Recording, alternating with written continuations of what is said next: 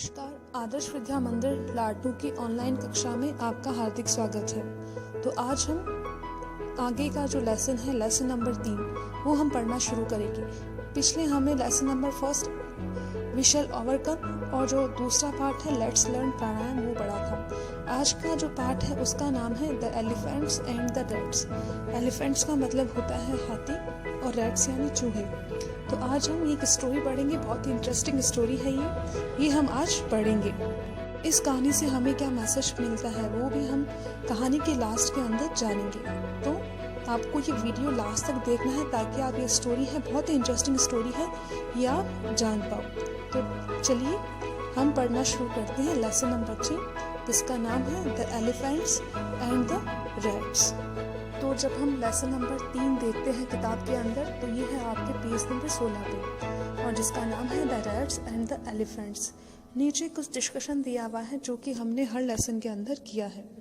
तो इसके अंदर पहला लिखा हुआ है are we all of the same size. तो क्या हम जितने भी दुनिया के अंदर हैं, क्या हम सभी की साइज है वो सेम है, क्या हमारा जो आकार है वो समान है? तो इसका आंसर होगा नो, क्योंकि हमने देखा अपने आसपास चींटी भी होती है और एलिफेंट भी होता है। हमारे घर में भी हम सब समान नहीं है। हमारा भाई है, वो शायद उसकी हाइट हमसे कम हो सकती है, हम उससे ज़्यादा लंबे हो सकते हैं। आपके क्लास में भी आप सब हो, कोई मोटा है, कोई पतला है, कोई लंबा है, कोई छोटा है। तो सबकी साइज़ है वो सेम नहीं है। नंबर 2 पे लिखा हुआ है can a smaller animal help a bigger animal. Smaller यानी छोटा और बिगर यानी बड़ा। तो क्या एक छोटा एनिमल किसी बड़े एनिमल की हेल्प कर सकता है? एनिमल यानी जानवर। तो आपने बहुत सारी स्टोरी सुनी होगी ऐसी। अगर हम क्लास में होते तो शायद मैं आपसे सुनती और आप भी मुझे बताते कि हाँ हमने एक ऐसी स्टोरी सुनी है जिसके अंदर हमने पढ़ा है कि जो एक छोटा जानवर था उसने बड़े जानवर की हेल्प नहीं की। और यदि आपने नहीं पढ़ी है तो हम इस स्टोरी में भी वो पढ़ लेंगे। उसके आगे लिखा हुआ है you are often asked to help your younger sisters and brothers, do you help them? You are often asked to help. आपसे छोटे भाई बहन, यंगर यानी जो आपसे छोटे हैं, आपसे जो छोटे भाई बहन हैं वो कई बार आपसे आपकी हेल्प मांगते होंगे। तो क्या आप उनकी हेल्प करते हो? तो हाँ, हम कर ही देते हैं। जो छोटे होते हैं तो जो काम हमारा करने बस में होता है हम उनकी हेल्प करते हैं। How do your younger brothers and sisters help you? आपके छोटे भाई बहन आपकी हेल्प कैसे करते हैं? तो हाँ, घरों में बहुत सारे काम होते हैं जो हमारे छोटे भाई बहन हमारे कहने पे कर ही देते हैं। तो आप भी उनकी हेल्प करते हो, वो भी आपकी हेल्प करते हैं। अब जो स्टोरी है वो हम पढ़ना स्टार्ट करेंगे। लेट्स रीड, यानी चलो पढ़ना शुरू करते हैं। मैं पढ़ूंगी, आप भी उस वर्ड पे ध्यान दोगे तो आप भी बुक पढ़ना सीख जाओगे, क्योंकि जो लेसन है इसकी जो ग्लॉसरी है, जो वर्ड्स दिए हुए हैं लेसन के अंदर वो बहुत ही ईजी हैं और बहुत ही छोटे छोटे हैं। तो यदि आप सुनोगे अच्छे से और बार बार उसको पढ़ोगे तो आपके लिए बुक पढ़ना बहुत ईजी हो जाएगा। तो आपको ये जो भी मैं पढ़ा रही हूँ ये आपको ध्यान से सुनना है ताकि आप अच्छे से समझ पाओ कि दीदी ने या मैंने क्या क्या आपको, किस वर्ड को मैंने क्या प्रोनाउंसिएशन किया है। तो long long ago A groups of rats lived happily in a forest.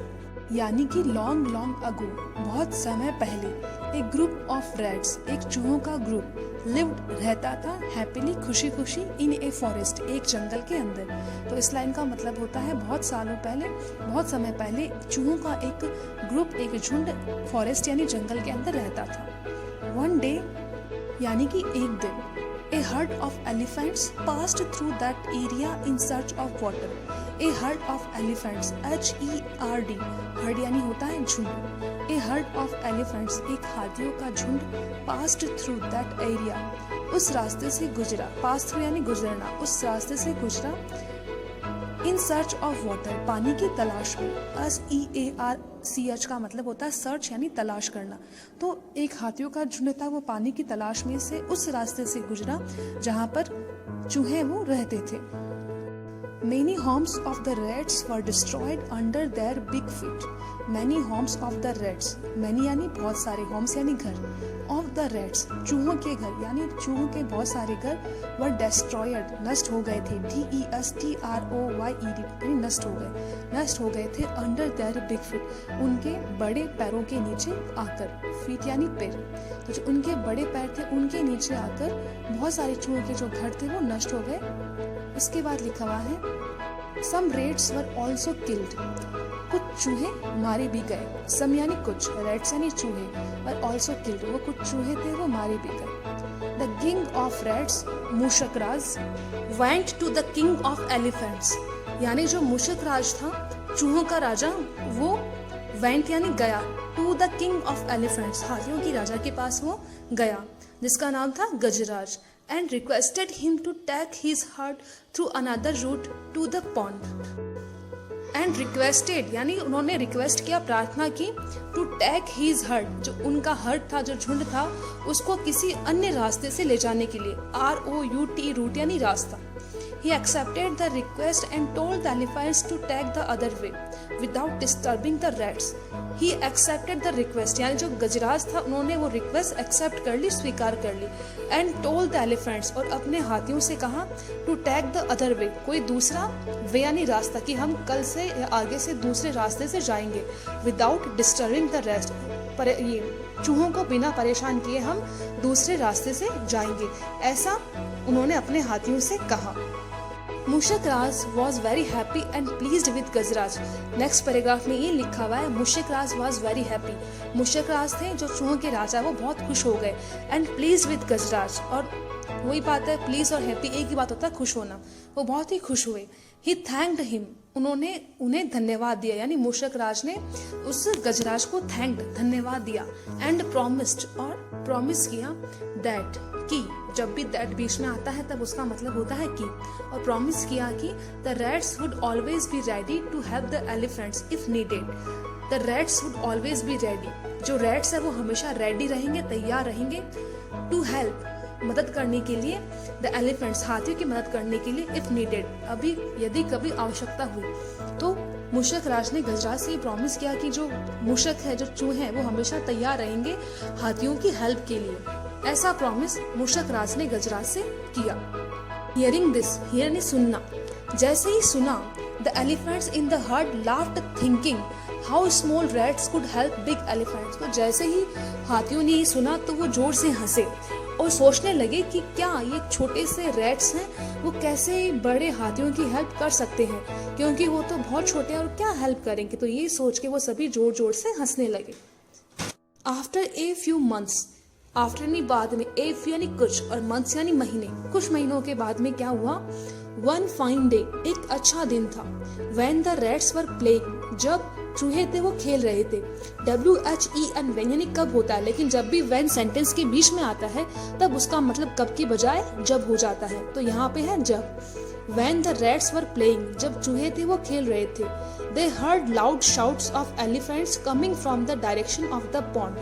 They heard, उन्होंने सुना, HEAR, hear यानी सुनना, heard यानी सुना, उन्होंने सुना, loud shout, बहुत चिल्लाने की आवाज, एलिफेंट्स की चिल्लाने की आवाज, coming from the direction of the pond, direction यानी दिशा, जो कि कहाँ से आ रही थी, जहाँ पे पॉन्ड है उस दिशा से वो जो आवाज थी वो आ रही थी। Mushak Raj realised that the elephants were in some danger, तो मुशक राज को ये आभास हो गया, वो समझ गए कि जो एलिफेंट्स है वो किसी खतरे में है, डेंजर यानी खतरा। तो रियलाइज यानी महसूस करना, उन्होंने महसूस कर लिया कि जो हाथी है वो किसी खतरे में है। नेक्स्ट पेज पे लिखा हुआ है, he asked some of the strong rats in his group to come along and went in the direction of the sound. He asked some of the strong rats. मुशक राज ने जो अपने ग्रुप के जो strong rats थे, जो ज्यादा ताकतवर थे, उनको अपने साथ आने के लिए कहा। एंड वेंट, और गए, WENT वेंट यानी गए, और गए in the direction of the sound, और जिस दिशा से वो साउंड आ रहा था चिल्लाने का, उस दिशा में मुशक राज अपने कुछ चूहों के साथ में गए।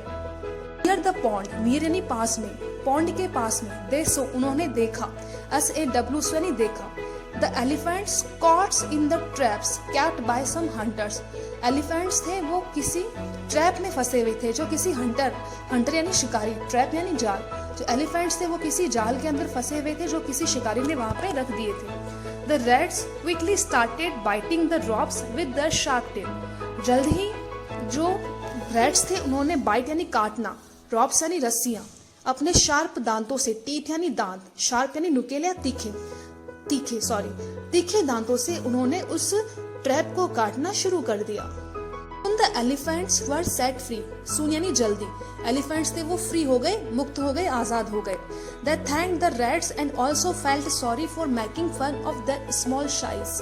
They thank them the rats, उन्होंने चूहे को थैंक यू बोला, धन्यवाद दिया। एंड ऑल्सो फेल्ट सॉरी, और सॉरी उन्हें सॉरी बोला, for making fun of their small size, उन्हें पछतावा इस बात का कि जब चूहों ने उनसे कहा था कि वो हमेशा उनकी हेल्प के लिए रेडी रहेंगे, तो ये सुन के जो हाथी थे वो बहुत हंसे थे, तो उन्हें इस बात पे बहुत पछतावा और उन्हें उनसे माफ़ी मांगी कि हमने आपकी छोटी साइज़ का मजाक बनाया।